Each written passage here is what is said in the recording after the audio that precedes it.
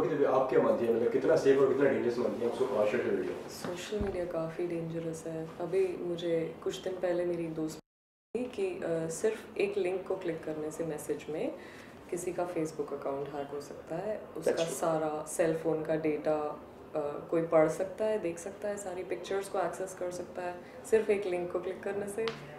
तो हम लोग तो सोचते भी नहीं हैं दो बार किसी भी नए प्लेटफॉर्म को ज्वाइन करने से पहले। Snapchat, Twitter, Facebook, we want to be there everywhere. सबसे पहले जैसे ही शुरू होता है तो कोई भी मिसयूज़ कर सकता है उसको। और अनोनिमिटी जो चीज़ है सोशल मीडिया में, किसी को पता नहीं होता है कि कौन है उस हैंडल के पीछे, कौन है स्क्रीन के पीछे, कौन है। ओके, आप लोग की कोई ऐसी मेमोरीज रही है कोई सोशल मीडिया से जुड़ी हुई? आपकी कोई ऐसी मेमोरीज रही है सोशल मीडिया से जुड़ी हुई? अच्छी भी है, बहुत बुरी भी है। जब बकरापुर रिलीज हुई थी तो शाहरुख सर के फैंस ने बहुत, क्योंकि उसमें बकरे का नाम शाहरुख था, तो बहुत गालियाँ दी थी। The good thing is when I met Shahrukh sir and I told him, he was very he has a sense of humor, तो वो जानते थे कि फिल्म है और कहानी ऐसी थी। अच्छी ये बात है कि personally you get to be in touch with people. मेरे स्कूल के दोस्त जिनसे मैं मिलता नहीं हूँ और दुनिया भर में फैले हुए हैं, उनके साथ मिलने का मौका मिलता है सोशल मीडिया के ज़रिए। People who admire your work, उनसे वन ऑन वन इंटरेक्शन हो जाता है। तो ट्रेलर्स, हमारे ट्रेलर को बाय गॉड्स ग्रेस बहुत अच्छा रिस्पॉन्स मिला, मोना डार्लिंग के ट्रेलर को। तो the kind of response on the social media inbox में वाज फिनोमिनल। तो वो एक अच्छा लगता है कि एक फर्स्ट हैंड फील मिल जाता है कि चल रहा है या नहीं चल रहा, पसंद आ रहा है या नहीं। क्योंकि at the end of the day आपको पता है, इसीलिए मैं स्क्रिप्ट को इतना भाव देता हूँ, क्योंकि अगर स्क्रिप्ट अच्छी है और अगर वो अच्छे से इम्प्लीमेंट हो गई और एग्जीक्यूट हो गई तो आप जानते हैं कि आप एक रिस्पेक्टेबल फिल्म का हिस्सा है। फिर फिल्म चले नहीं चले, दैट्स द फिल्म्स डेस्टिनी। लेकिन सबसे ज़रूरी इसीलिए होता है कि your Bible which is your script on a film set is most important. Okay, तो कहीं ना कहीं नर्वसनेस है फिल्म को लेकर, क्या नर्वस है, एक्साइटमेंट है? बहुत नर्वस हूँ मैं, बहुत नर्वस हूँ, क्योंकि ये मेरी दूसरी फिल्म है। पहली फिल्म के बारे में तो मैंने सोचा भी नहीं था, क्योंकि मैंने सब कुछ दिबाकर के हाथ में, दिबाकर जी के हाथ में बिल्कुल सब छोड़ दिया था। जितने भी वर्कशॉप्स हुए मैंने सोचा नहीं कैसा लगेगा कैमरा के पीछे, because I was trained to not think about the camera at all. But ये सबसे इंटरेस्टिंग चीज़ है। लेकिन इनकी पहली फिल्म भी दिबाकर के साथ थी, मेरी पहली फिल्म भी LSD दिबाकर के साथ थी, so that's a coincidence, a good one. And when you worked with a director like that, जो कि स्क्रिप्ट को इतनी ज़्यादा अहमियत देते हैं, डिटेल और इतना ज़्यादा रिसर्च करते हैं छोटी छोटी चीज़ों पे। मतलब LSD के दौरान मैंने 1 महीने का वर्कशॉप किया था, दिन के 8-8 घंटे अतुल मोंगिया और दिबाकर के साथ। सेम अतुल मोंगिया और दिबाकर। ब्योमुकेश के टाइम इन्होंने भी वही किया था। तो एक माइंडसेट एज एन एक्टर बन जाता है आपको कि कैरेक्टर और स्क्रिप्ट को कैसे अप्रोच करना है। So on that level we were coming from the same school और थॉट। ओके, जैसे कि हाल ही में अभी संजय लीला बंसाली जी के ऊपर भी अभी उनके ऊपर सेट पे घुसकर लोगों ने उनके ऊपर बहुत ही वाहियात हरकत। हाँ जी, वो जो हुआ है उस पर क्या कहना चाहिए, क्या रिएक्शन है आपका?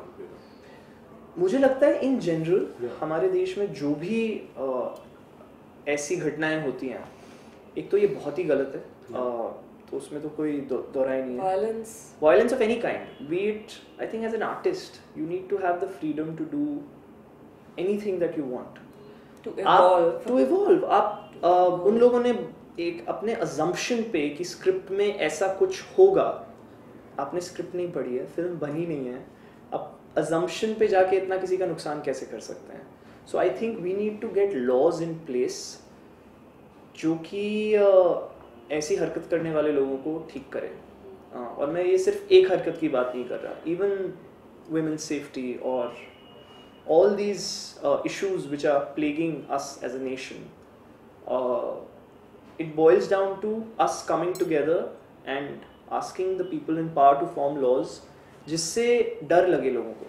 आई थिंक वो एक लौता तरीका है ऐसी चीज़ों को रोकने का कि ये सब चीज़ें दोबारा ना हो। क्योंकि अगर अभी वो लोग छूट गए, कुछ हुआ नहीं, Sanjay sir had to shut shoot and वो वहाँ शूटिंग नहीं कर रहे, तो फिर ऐसा उनको लगता रहेगा कि वो बार बार ऐसी चीज़ें कर सकते हैं और आप ताकत उनके हाथ में दे रहे हैं, which is a very scary thing. किनके हाथ में? जिन लोगों ने ये हरकत की, because they stop shoot there ना and they not shooting in Jaipur, so you basically saying कि हम पीछे हट गए या फिर जो कि, और हाँ किसी की गलती नहीं है, अगर आप हटोगे नहीं तो फिर आके तोड़ फोड़ करेंगे। ओके तो आप क्या कहना चाहेंगे इस विषय में कि ये जो सेट पर जो हुआ है पद्मावती के, ये गलत है कि सही है, क्या आपका क्या? बिल्कुल गलत है। जैसे अभी तुमने कहा, स्क्रिप्ट में अगर ऐसा नहीं है, अजम्पशन के बेसिस पे, मुझे तो ऐसा लगता है अगर स्क्रिप्ट में ऐसा कुछ हो भी तो भी it's not of anyone's business. Violence is not going to help anything. कानून हाथ में लेना सही नहीं है, ये तो हम लोगों को पता ही है। As Indians we know we have tolerance for art, we have tolerance. We do. We should. I mean, that is what we are taught. बीच में कहीं भूल जाते हैं. Prime example of what this debate about tolerant India is. है भी इतना tolerant की नहीं है. कि है, क्या है ये? It's a question.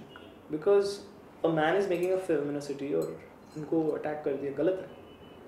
बहुत गलत है. और चीज़ें तोड़ फोड़ कर दी. I think वो भी एक ऐसा इंसान जिसके पास जो इतना वेल नोन है, फेमस है, पावरफुल है, तो imagine नॉर्मल आदमी के साथ कोई क्या कर सकता है? ओके, क्या कहना चाहेंगे जाते जाते फिल्म के बारे में और लोगों से? जरूर देखिए. जरूर देखिए. It's the first of its kind in India. We assure you, it's an absolute original screenplay by Shashi Surigala. और आपको देखने में मज़ा बहुत आएगा. इस बात का पूरा मतलब फुल गारंटी लेते हैं हम that you'll be entertained and it's a crisp film, it's a youth film, it's a film about the social media which you, me, all of us are on. So please come and watch on the 17th of February, Mona Darling. और solve भी कर सकते हैं. Solve भी कर सकते हैं. It can become the new date movie actually. So on Valentine's Day you can go on a date. It's a And good then find film. the murderer. Your girlfriend will clutch you while watching the film. So it might work for you guys. 17th February. Okay, thank you so much. Thank you. Thank you.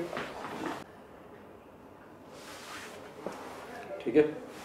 ज़्यादा bright तो नहीं लग रहा? Bright तो नहीं ज़्यादा लग रहा? हाँ ठीक है. Mona darling. Ready sir? Okay sir, सबसे पहले तो फिल्म के बारे में बताइए, किस तरीके की फिल्म है, आप किस तरीके से फिल्म से जुड़े हैं और अपने अभिनय के बारे में थोड़ा बताइए. मोना डार्लिंग एक थ्रिलर है. मेकर्स ने इसको सोशल मीडिया थ्रिलर का खिताब दिया है. तो सोशल मीडिया थ्रिलर इसलिए क्योंकि सोशल मीडिया एक अहम हिस्सा है फिल्म का. और मेरा जो जुड़ना था फिल्म के साथ, अंशुमन मेरी फिल्म में था चौरंगा, उसमें उसने अभिनय किया था. वहाँ पर वो रोज़ बात करता था इस फिल्म के बारे में कि बनाऊँगा.